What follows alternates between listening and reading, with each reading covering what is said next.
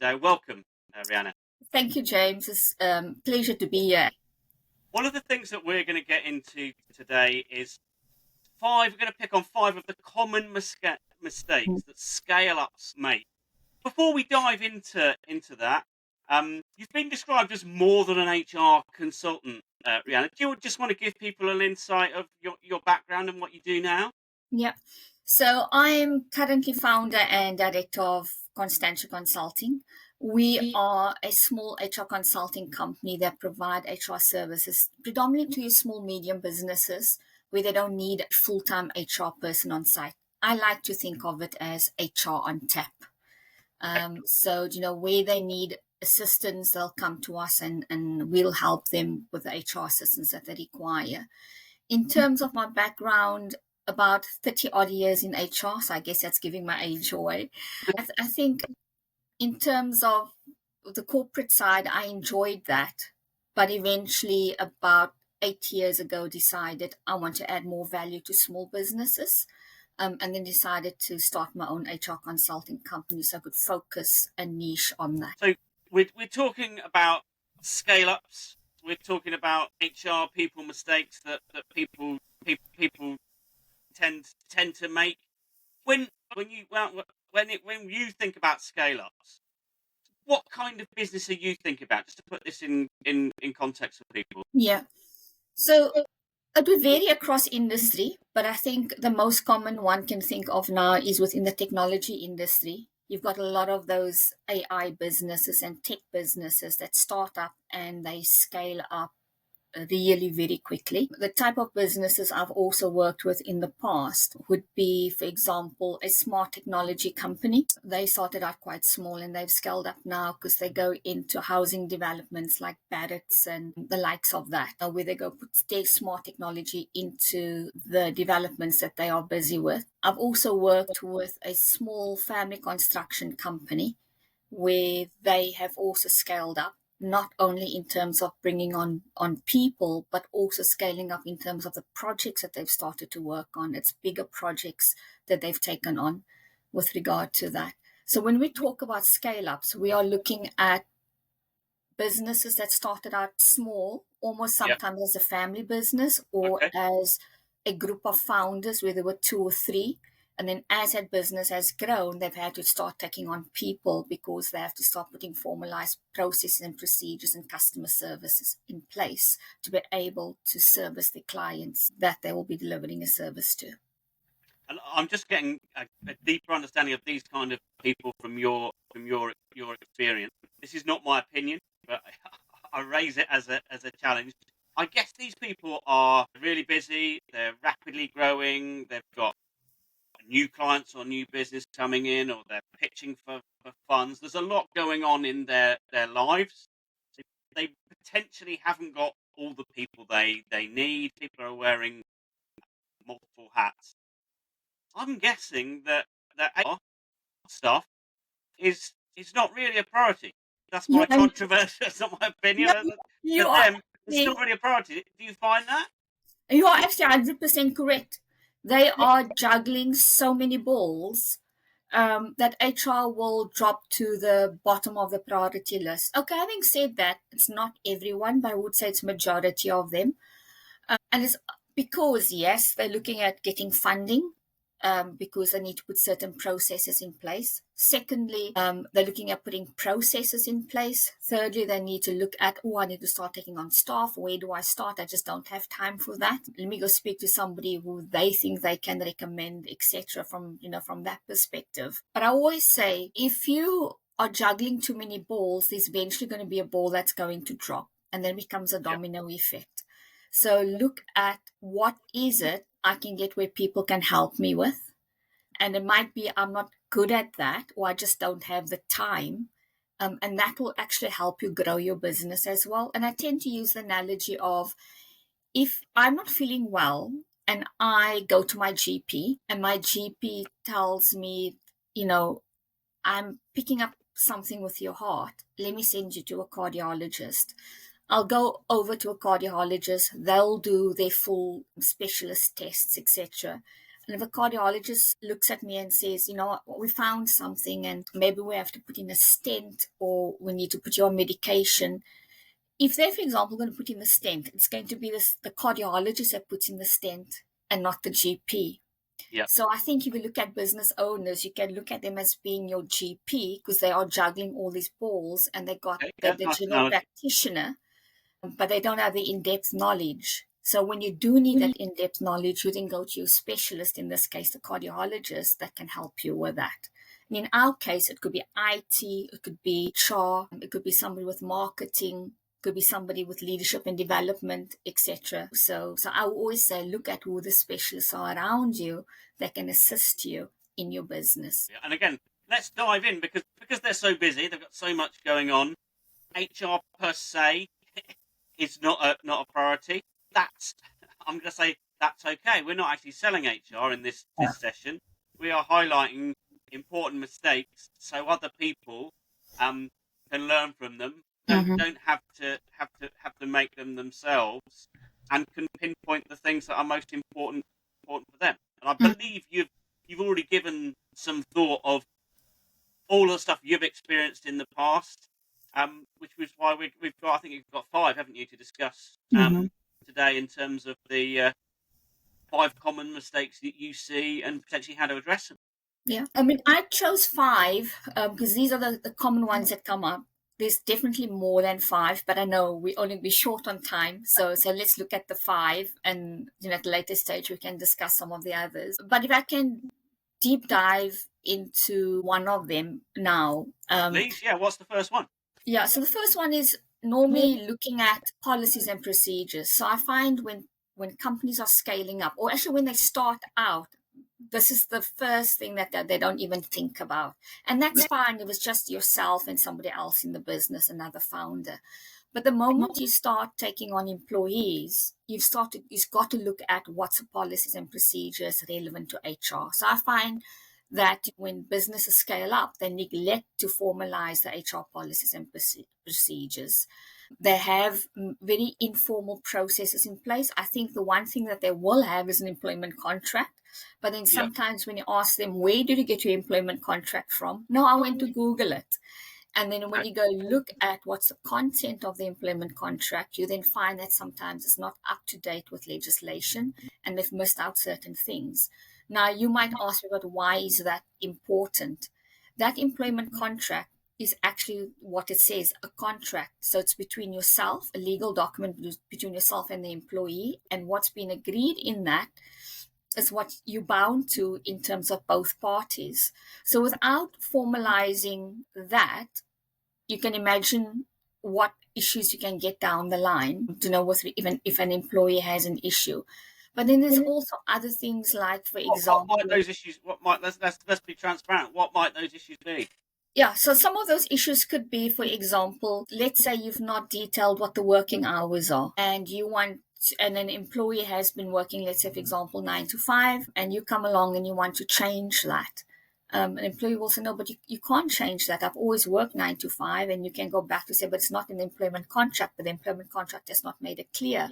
So it's important that that is quite clear in the employment contract. The other thing as well is what's quite important is if you're taking on an employee, it's important to let them know you are deducting national insurance, that they're going to have to be paying taxes, and that if they've opted in, they will be pensioned auto-enrolled. And if nothing of this is clear in an employment contract, the employee can challenge you on some of these things. Within the employment contract as well, there will be certain clauses in terms of what benefits do I get. And I know with a lot of startups, they will say, I can't really give benefits in the form of health cover or life insurance, etc. But then there are things like maternity and paternity leave, and that's statutory. So, those are things you're going to have to adhere to as well from that perspective. And that leads into, like, do you have an employee handbook in place? Because if you don't have an employee handbook in place, what are your guidelines in terms of an employee raises a grievance, do they know what steps they need to follow? If there is a disciplinary, do they know why they're being disciplined? Do they know what is gross misconduct, what is less serious? But, from that perspective, also, do they have job descriptions in place? And a lot of these sounds quite basic, but if employees don't understand what their roles and responsibilities are, that's where confusion comes in. That's where we say somebody's not busy delivering what they need to deliver, but we never ever set that expectations with them. We've never explained to them, this is what your role is. This is what I expect you to deliver in your and role. I like that angle, because it's almost, some people think about the legal stuff as, there is a risk, I might be willing to take it. I'm not condoning that, but they might be willing to. But there's actually a huge benefit in having clarity and not taking out assumptions or people making stuff up by just writing down what they need to do, what they're accountable for, and what they're expected to deliver. Yeah. And with that, James, what's quite important is that you're not only protecting yourself as a business, but you're protecting your employee. So you're actually showing a duty of care towards your employee as well. And I always see it as a two-way street, because one, there is that duty of care to the employee, but there's a duty of care to your business as well. And people forget about the reputational damage, because if you've got a disgruntled employee that leaves the business, they will go tell as many people as they can in terms of why it's not a good place to work for. But when a good employee leaves, they'll say, oh, that's a great place to work for, but they don't go and shout out about it. Yeah, absolutely. At the certain times that these things need to kick in, for example, pensions, you need a certain amount of people to have to do that, don't you? So are the general rules and guides that you give in terms of numbers of people and stuff? So with auto-enrollment with pensions, that would be when the person starts with you, but a lot of companies wait till the 3-month probation has passed. And there's actually a guideline also that says that, you can wait up until 3 months, but you need to give a good reason as to why you're doing that. And a lot of companies would say, I'm waiting for the probationary period, and then I'll auto-enroll my employee. The employee then also has the right to say, I'm opting out of the pension. I don't want to contribute, because normally what happens is if they opt out, then there wouldn't be a company contribution, but more importantly, there's not a contribution for the employee as well. And I find that with a lot of the youngsters, they're like, oh, I don't need that right now. And I always explain to them, look at it as a savings spot that you don't yet have access to. But later in life, you're going to say, oh, why didn't I start saving for my pension already? When is it compulsory? Is it 5 employees? No, there's no number. So the moment you take on number 1 employee, it kicks in immediately. That's kicked in. So if you're listening to this and you haven't got that in place, then you've got an action to take already. Yeah. Yes, yeah, definitely. But you know what? If you got a good accountant and they do your payroll for you, or you got a separate payroll company, they should be highlighting these to you. They should be saying, is there any pension deductions we need to make? And if you say no, they should be asking the question, has the employee opted out? And you need that in writing from the employee to say they have opted out. Yeah, okay. You can't assume anything. No, don't. I always tell my clients, do not assume anything, and always get it in writing, because if things are not in writing, 12 months, 24 months down the line, if there's the dispute that comes up, there's nothing you can go back to. It becomes he says, she says, and that's difficult. Have you witnessed where people have got this wrong? They haven't got these policies and procedures in place? I have. So actually, do work with a couple of companies like that currently. No need to give any names. No, I won't be giving any names away. Right. But yes, so they'll start out, and when they come to me, what I do is I first do an audit of their processes and policies, and then I'll ask them, do you have this and that in place? And they'll go, oh no, I didn't know I need to have that. And then we'll go through in terms of that. And what I then do is, because you are a smaller company, you don't need to know the detailed policies and procedures that big corporates have. Yeah. We put something very simplistic together for you, and normally it's just an employee handbook that will contain all of that information with regard to that. I look at them and I'll say, okay, let's look at what's quite important for you to have in place. And this is what we've done now for one of my clients, where they didn't have an employee handbook in place. So we looked at the employee handbook and we looked at what policies and procedures they currently have, and we updated those that they currently have, and then we provided with the employee handbook, which then contained everything that they don't have in place.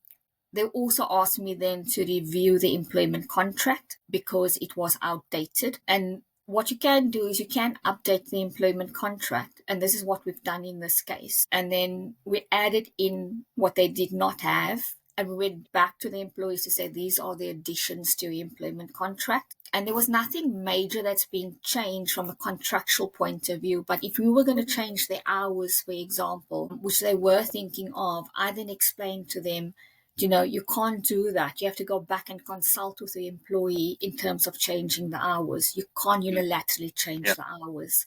But where we've, for example, said you need to show that you've got the right to work in the UK, that was not in the employment contracts, and we added that in because of legislation that needs to be done. So there's not a major change. We just needed to put that in so that they can show proof that they got the right to work in the UK. And also it makes it standardized with the new employment contracts that's going out. Yeah. Let's flip it for a second and say, look, if you're bringing on your first employee as a business with a view that you're going to be scaling up, you may not get much of these. They may come to you when they've got the problems later on. What would you advise people do, best practice that's easy and quick? So funny enough, I do work with businesses. They'll come to me and say, I want to take on my first employee. And then I'll say, okay, all that you need is an employment contract and an employee handbook. Those are the two basic things you need in place. Cool. So I guess another big thing with many businesses that are expanding and in this scale up is they are rapidly growing in their teams. Yeah. So what happens there? Do people make mistakes in growing their teams? Yes. Yeah. So, when they scale up, the first thing is, I need to take on people. So that's the second common mistake that they make in terms of the recruitment and hiring processes. So they are rushing to fill the positions actually very quickly. And again, it comes back to job descriptions. They're not looking at in terms of what do I need in place? What does this role entail? And when companies scale up, and I find this with a lot of my clients, they've built roles around people. And in the beginning, that's fine. But as your business grow, you've got to look at in terms of what roles do I need in the organization now. So you can't be building roles around people. You need to build roles around what the company needs. Yes. And then also outlining in terms of what are called skills, competencies, and abilities, and that could be the technical side of things, but then also the what I call soft skills that's required for the position. And I find a lot of businesses actually make mistakes here because they are rushing to hire people into the business. They themselves don't have a good idea in terms of what they're looking for. And currently, I work with one client where we've sat down, I don't know how many times. I've lost count of how many times I can count on both fingers, on both hands. I mean, on all my fingers on both hands, where I've said we need to look at your recruitment process. Because each time he's rushing in to bring in new hires, and then he'll come to me after 2 to 3 months or after the probationary period or just before the probationary period saying, Reyhana, this is not working out. We need to let them go. Then I'll sit down with him and say, okay, what went wrong? And what they do is they assess more for the technical skill set, but they don't really assess also in terms of the culture fit in the organization. Yeah. And people might disagree with me on this.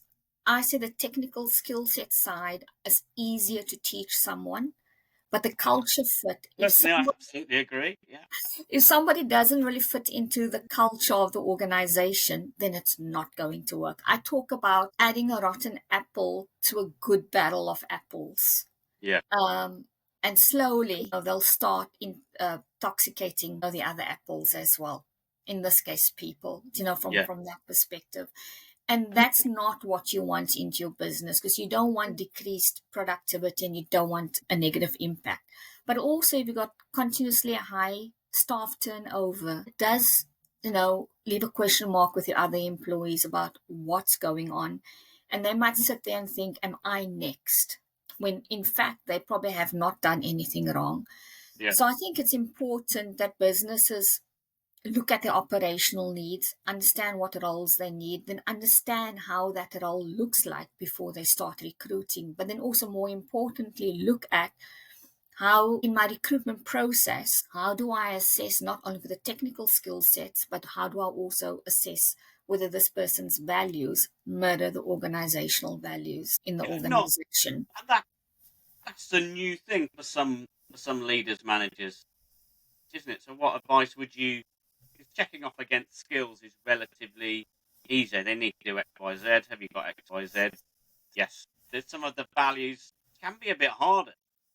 What Yes. advice would you give a leader or a manager or a recruiter in that position? So I would say look at in terms of what your company values are. And then when you're doing your interviews, develop competency-based questions around your values. They always say past behavior predicts future behavior. And what that really means, the way the person has behaved in the past will show that's the way they'll behave in the future. Yes, people can change, but you always go back to your preference at the end of the day. So, for example, if it's around, I'm thinking of one of my clients that does this, and they use their values specifically within the interview. So, example, if it's around integrity, and this is one of their core values in the organization, because given the work that they do, they need to have high integrity with their clients.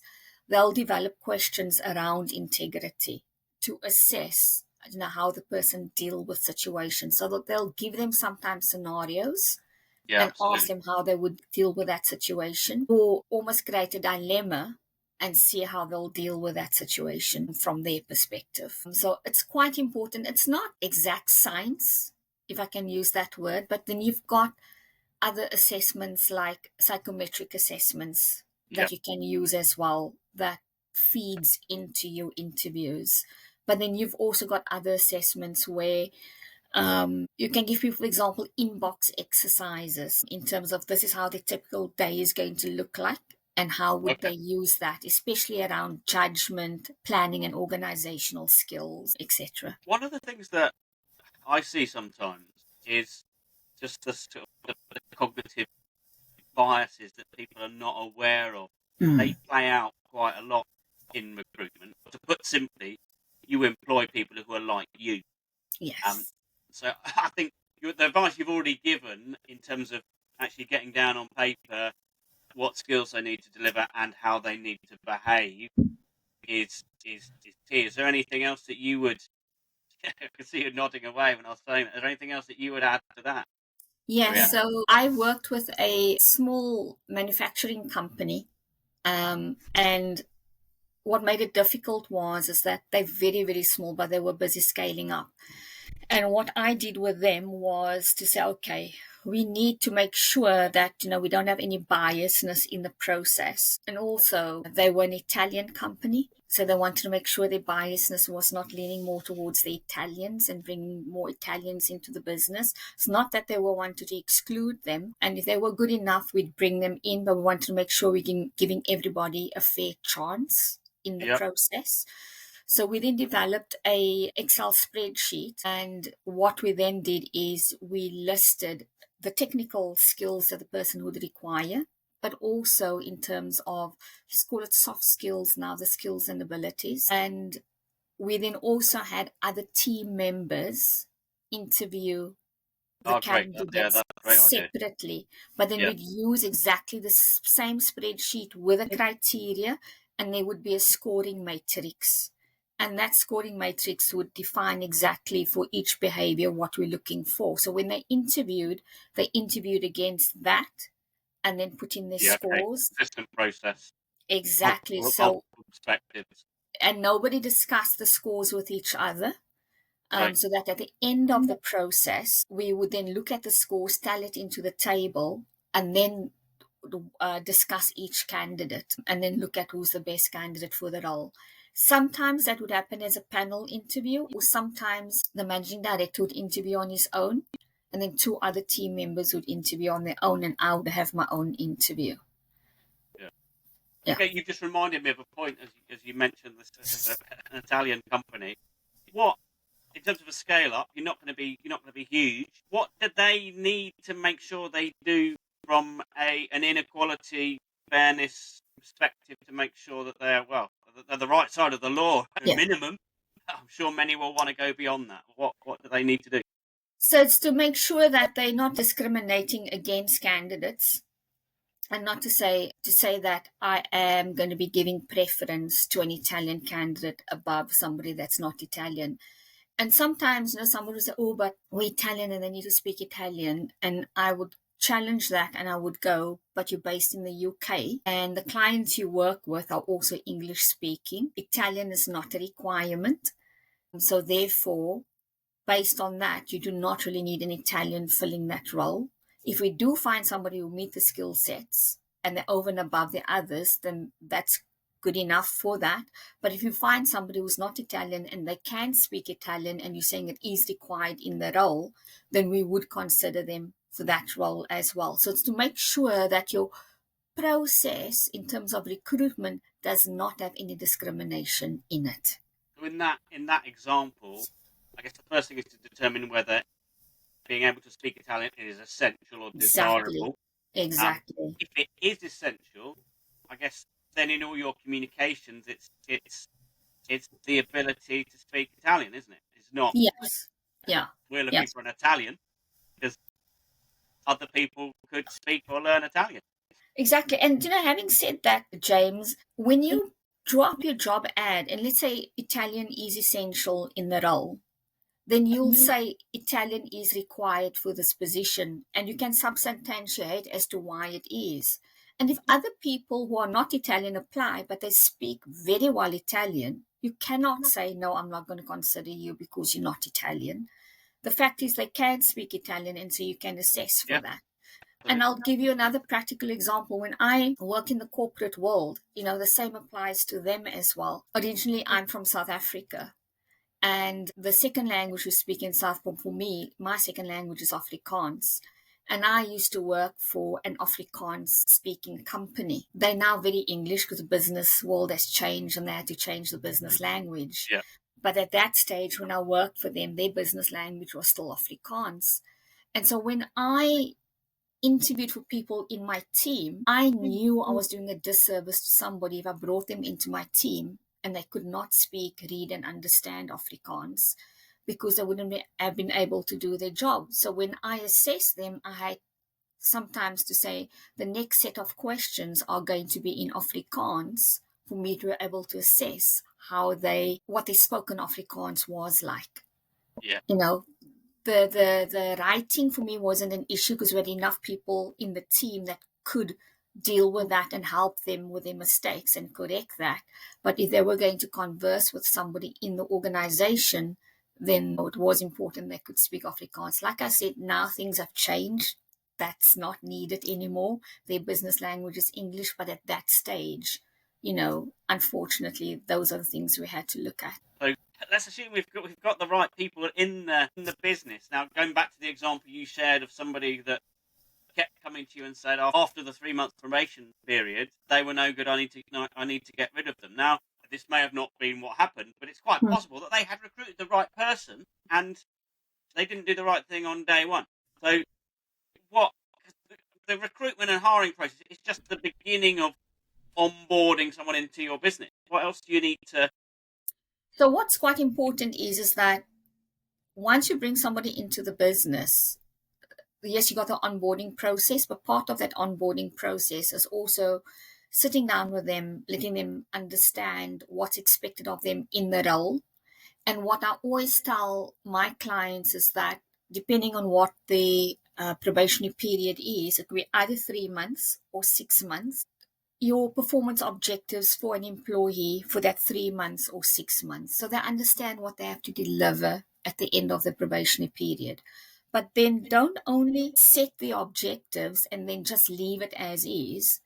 Have continuous discussions with the employee to see how are they progressing. Is there anything that they're struggling with? Let them also know you do have an open door policy that, they can come to you if they're struggling with something and you can help them, or is there somebody in the team that they can go to that can assist them? Or who's the buddy that they can go to help them with difficulties that they might have? So you've also got to show that you've helped them in the process to be able to adapt within the probationary period. So by the time the probation period ends, it's also no surprise for them if we say, okay, you were not really performing in the role, you're not the right fit for the role, and so therefore we have to let you go. Yeah, So because then they also yeah, understand.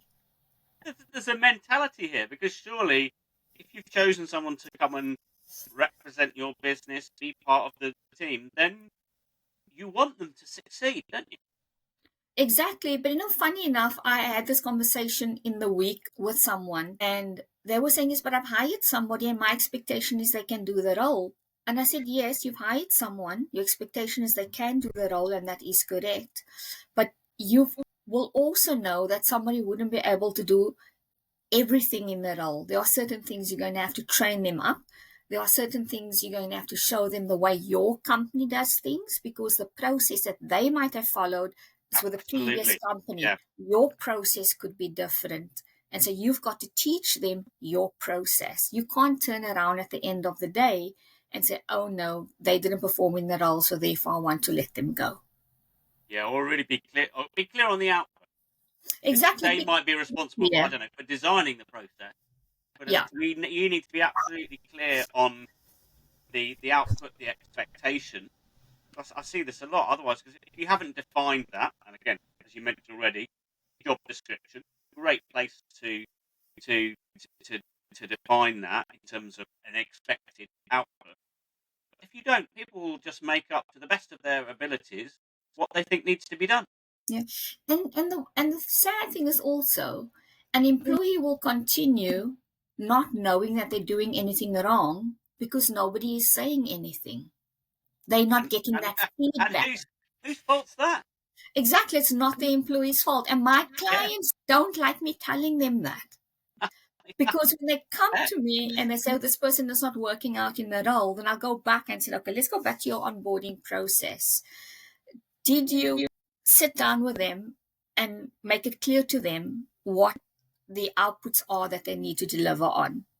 Did you explain to them how you're going to be measuring those outputs? No, I just assumed that they would know. And I'm like, no, you cannot make that assumption. You didn't put down the expectations for them. And I will tell them, if you're going to let this person go, then it's very actually unfair. I would give them another chance, another 3 months in the role. So we extend the probationary period, and then you be clear in terms of what your objectives or outputs are. And then if they don't meet it, then you can say with a clear conscience, yes, I'm going to let them go. But Yeah. what if they turn around, and this is what happens, I would say, in 95% of the cases. Now that the employee knows what's expected of them, they do turn around and show that they can perform in the role. Yeah. And I guess we've got to remember that we're talking about busy people accelerating and growing their businesses. So on one hand, just saying I need you to hit the ground, it's a common phrase I've seen. I need you to hit the ground running quickly, Yeah. and I'll just leave you to get on with it. We know that's not, you and I know that that's not going to work. It doesn't cut it. No. But on the other hand, if they were to do everything perfect, it would take a lot of time, and they haven't got a lot of time. So how can they? Is there any shortcuts to getting this right? Yeah, so, and this is what I always tell my clients as well, look at the bigger picture. So it's not that you're going to have to train them everything up on the job. There are certain things where they will have to go and do research and do some of the homework on their own with regard to the role, but also who in your team is good at what they're doing, that they can actually sit down and explain to the person how things need to be done. But what's quite important as well is that that person needs to take notes and refer back to their notes, because you can't keep on going back and asking the same question. And I'll give you an example. So I had a meeting with a client on Monday. One of the employees, the feedback that the employee got, and this came as a surprise to her, was that she's not really performing in the role. And they gave her reasons as to why. And it's a surprise as to why it came as a surprise to her, because they have told this on numerous occasions. They would sit down, they'll explain things to her, but she never ever takes notes. And so she doesn't have anything to refer back to when that same issue comes up. To say, okay, what was done in the past and how should I deal with this? So there is a training, which is a shortcut with regard to that, which is very a short burst of training. But then the responsibility is on the employee as well, to take ownership of that. It's not Yeah. all on the Again, employee. whilst to you and I it may sound really obvious, I think a lot of the things that are forgotten sometimes are so obvious that people don't say them. So, for example, your manager in that scenario might say, "I expect you to take notes and type them up, so not only you can refer them, but you can train the next person." Because with that as an instruction, they know they're expected to take notes. Given you've said that they've got to train the next person, well, they've got to listen a bit harder than if they're going to teach someone else. So Yeah. you're going to get far greater effort. Yeah.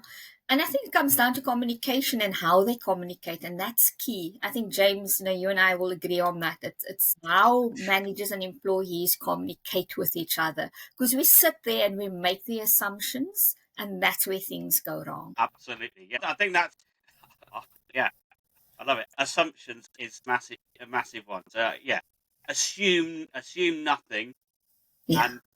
and that is going to be a great aid to getting that person to succeed. Yeah.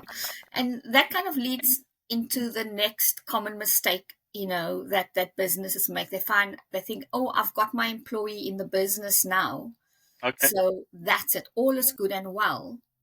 But then they don't invest in training and development, or learning and development, and employee development. So they focus on the immediate operational needs of the business, and they kind of forget about the importance of training and developing the employees. Now, you might say, but why is that important for a company, especially a small? Thank you for asking that. It's so obvious to me that I might have forgotten. Please, why is that important? Yeah. So the reason for that is it's also a retention mechanism. You've taken the time to recruit this person. You've taken the time to invest this person. You don't want the person to take their knowledge, skills, and abilities off to a competitor or to somewhere else that you've got to start your whole process over again. So when an employee sees that you are looking after them, and that's via training and development, they'll show you some of the loyalty back to you, and that could be by staying with the organization because they could see a progress with them in the organization. And also with scale-ups, what I've seen is that you might not have all the roles in the company, but you do know what roles are coming up. And if you do see potential in the people you have already in the organization, you can start training them for those future roles, so that when they do become available, it's a promotion for that person into that position. But you also know already what you're getting, because you've trained them up and you've invested in them, and there's a clear plan that you had in place for them. Got a client that does exactly this. So part of the performance objectives, when they have their performance review sessions every year, part of that is also to say, let's sit down, let's understand where you want to go with this organization, what's your career aspirations, and let's see if I, as a business, can help you with that. So then we've got a training and development plan that we've actually developed for them, that's broken down in terms of the employee will say, this is what I want to do, this is by when I want to do it, this is how it will help me, but this is how it will help the organization as well.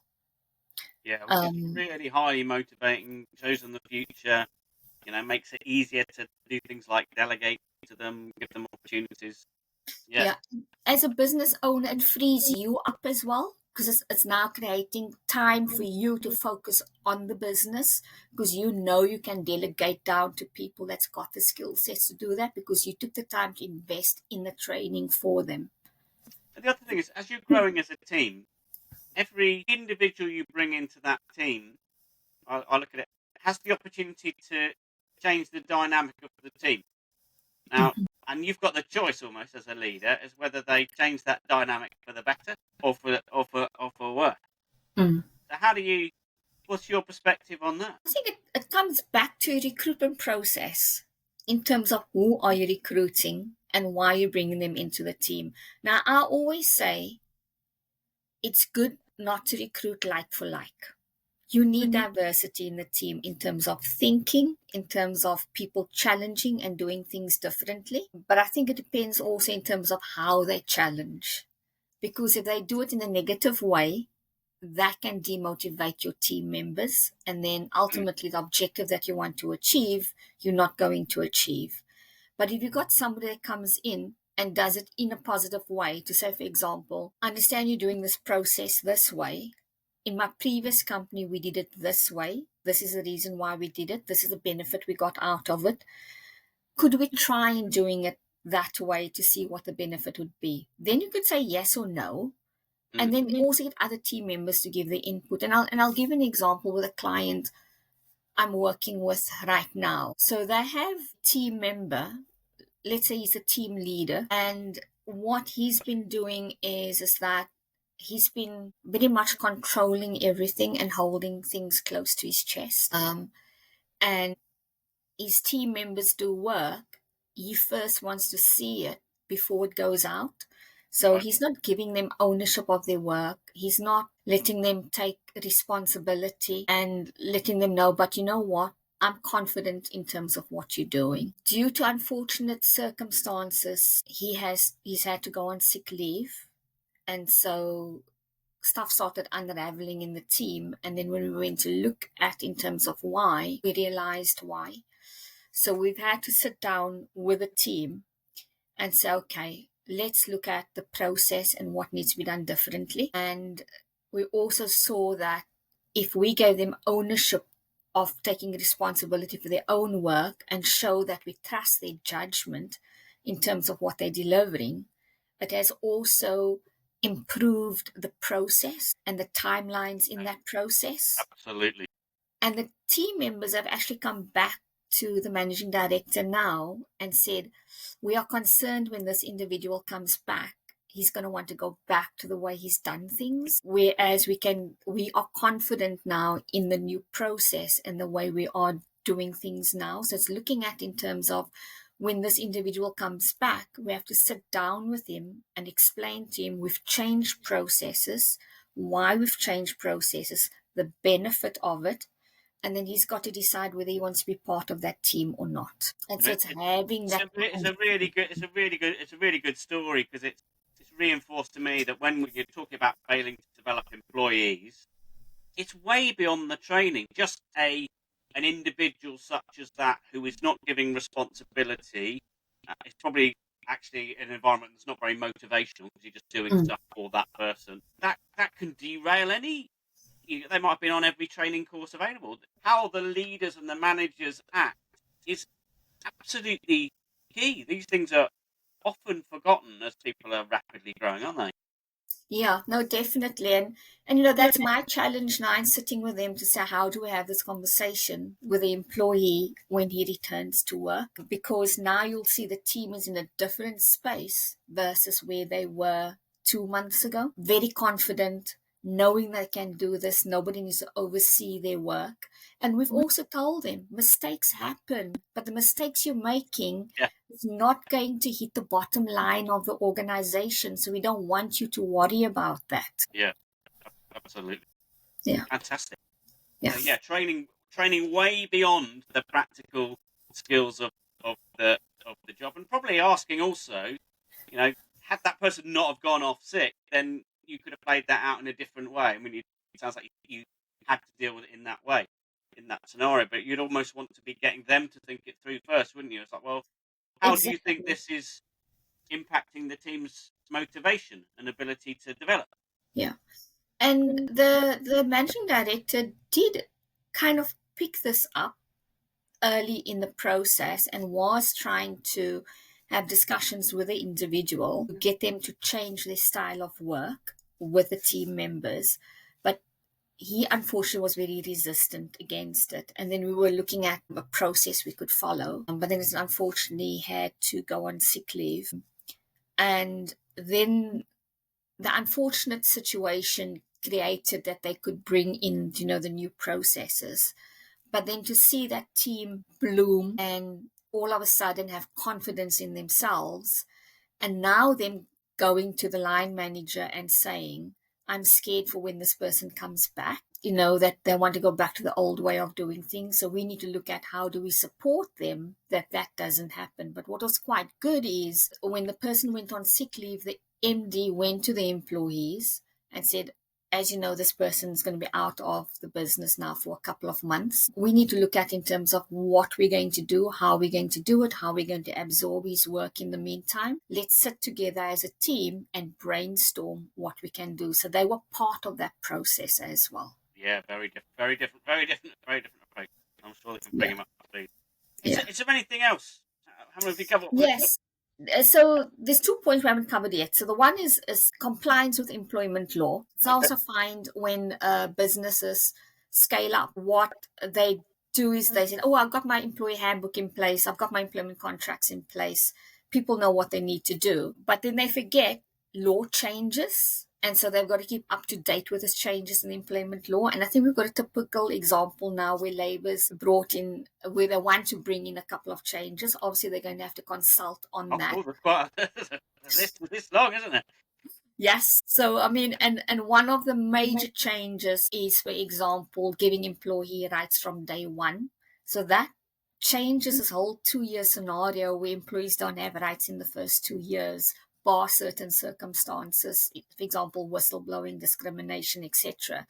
And the other one that they're looking at bringing in, I'm not exactly sure of the right terminology to use here, but there's an expectation when employees go home and I send them an email that they're going to be working, and that expectation is going to no longer have to be there.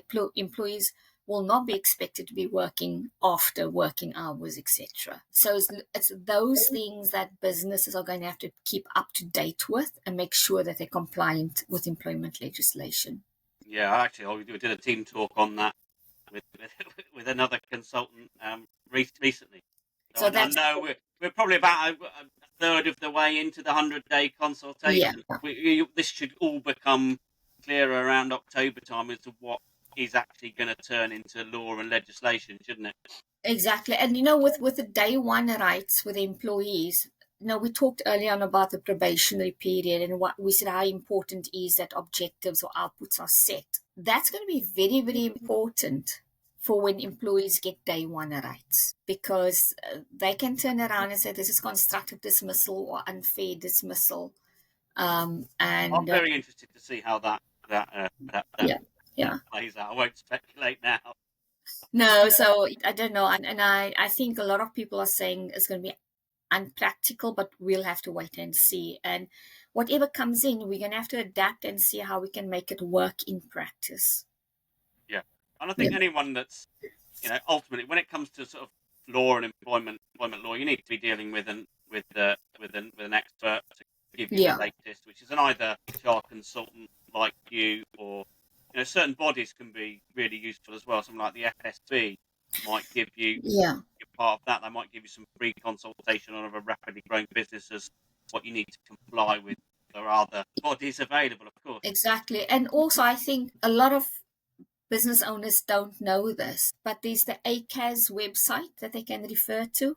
And that also outlines processes and procedures for you. Then you've also got the gov.uk website that's also quite clear on in terms of processes and policies that you have to follow. So there is enough information out there for people to be able to use if at this stage they feel don't yet have the budget to bring in an HR we'll person. Make sure we drop some links somewhere below for people to easily access those resources that you mentioned. Thank you for highlighting. And I believe the fifth, but by no means final, because I know we're not covering all of them today. You left yourself room to come back. What's company culture? Yes, and I think we've been covering this through the whole of the conversation we were having. Company culture is very important for any organization, because when you're starting out as a startup, your culture is going to be completely different as a small business to one where you scale up quite rapidly. And a positive company culture is going to be very important, because if you don't have a positive company culture in place, that can lead to a toxic environment, can lead to low employee morale. That's where you have high turnover, where you're not attracting the right people to come and work for you. And I'll give you an example of where this has worked quite well in an organization that I'm currently doing work for. So about 5 years ago, I sat down with them. They were busy looking at scaling up, but also it's a family business. And they were also looking at giving the reins over to the younger generation. Then, with sitting with the younger generation and the older generation in the business, my question was, what legacy do you want to leave behind? And it was the culture of the business. And we had to sit down and look at what that culture of the business was.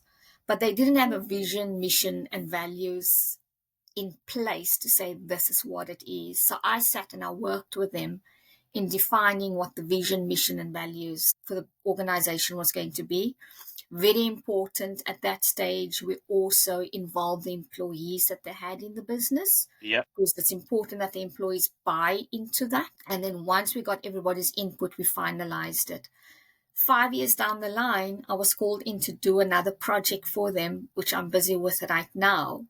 And I walk into this organization and I see the values displayed with behaviors. And I just felt like a proud parent. And I gave them a shout out on LinkedIn as well, because I can remember them asking me, what do we do with this now? And I said, you got to make it visual, but you don't only leave it on a wall. You got to live it out, and it comes from the top. Yes.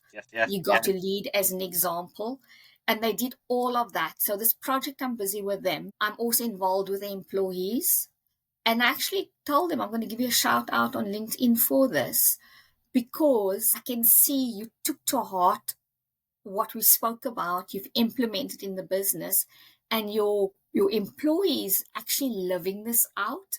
And you can actually see what the culture in that organization is. And they've got employees that's been with them when they started out, and they're still with them in the organization. So it just shows you how valued they are as an employer. And if they didn't work on that, they could have lost that. I'm so glad that you shared that story. It's an area I get involved in as well. And some people make the mistake that actually writing their vision, mission, and values is enough, and they stick it on the wall or on a website, and nobody lives it. And Yeah. actually, the way I look at it is, you don't create culture in a day. You don't write down and our culture is these values and create it. The culture only comes when that is lived. So the great example that you gave. So as soon as people have established, and again, operative word, you've mentioned it already, the behaviours, both unacceptable, exemplary, leadership, things that they need to role model. I think that's the key word. It's like, well, how do we expect people to, what behaviours do we reward around here? Living that out, that's what creates your culture, isn't it? Yeah, no, definitely. And what I like about them as well is what they've done is, if somebody does something in the business that goes against the values, they'll say, and they'll name the value, and they'll say, that's not how we do business in this organization. So No, does this is what everyone in the business we have do. permission to call that out? Yes, yes, Perfect. yes. Yeah, because often when you put these things together, giving people permission is actually quite key, because it's sometimes unnatural to do. But if you say, look, if anyone goes against this behaviour that we've outlined and we've said is unacceptable in terms of how we operate, you can raise it with them directly. And if you're uncomfortable raising it with directly, then go and speak to a peer or a manager or something. Yeah, yeah. So that's why I said, the theme through all the conversation has always gone back to culture. But you'll see culture will be a theme throughout any organization, in anything you do and how you do it and what you do. So I think, by being aware, in summary, with these common HR mistakes, it allows businesses then to be proactive and look at what they can do to minimize, let's just say, the risks for them. Yeah, I mean, I always say with these sessions, it's up to people to take out what's valuable to them and Exactly. move it forward. Take action on what's relevant to you, or reach out to Reyhana and ask her any follow-up questions that you have. I guess for me, I guess a couple of words have really stood out that you've reinforced. One is behaviour, because it is how we behave. Another one is, I don't know if it was your word, but it's my summary of it, is kind of attitude when you come to recruiting people and fitting in. And the other one is just kind of success in terms of collective success. Because I think that's almost a mentality. If you start with that point, then you'll do some of the right things anyway. That even if, dare I say it, I'm putting it out there, even if you didn't get your employment contract right, but you were really clear with what you expected them to deliver, and you had conversations about it, you gave clarity and support and training, you're going to be better off than had you not had that clarity. Correct. Yeah. And James, as cheesy as this sounds, I always say people are the heart of your business. Ultimately, at the end of the day, your clients come back to you because of the service that your employees delivered. Yeah. So if you're not looking after them, guess what? Your clients are going to use their feet and go elsewhere because your employees are not delivering the service that your clients are expecting. So it's a domino effect. Well, with that, there's definitely a need to act on some of this that's relevant to you. You've already shared a couple of resources. Is there any books or reading you'd recommend to leaders in this area? Yes. So the book I love is Start With Why by Simon Sinek. Yeah. And that also speaks to cultures within the organization. So that's why I love that book. It's easy. It's a simple read. And there's a lot that you can learn out of that book that gives you practical examples. Yeah, no, that's really good. Yeah, one of my favourites. Yeah, and the other one is called Who Moved My Cheese? Oh yes, yeah, familiar with that one as well. Yeah. Why are you recommending that? The reason I'm recommending that is because as a startup, you're going to be scaling up, and you yourself might be resistant to the change that's going to be coming. So it would be recognizing why you're resisting that change and what you can put in place. But then also equally important, you might have already people working with you that might also resist change, and understanding why they're resisting it and how you can help them along in that journey. And again, easy read, very simple. I read it in an hour. For busy people, it's a very thin book, isn't it? A nice little fable you can easily understand. Within an hour, you'll be done. Excellent. Fantastic. Thank you for those recommendations. Thank you for taking the time out to help those businesses that are scaling up with sharing all your wisdom and insights and mistakes other people have made. Invaluable. Thank you very much, Reyhana. James, thank you so much for asking me to be part of this process. I really enjoyed it, and I hope the advice I've given can help some of the businesses out there. Thank you very much indeed. Thank you.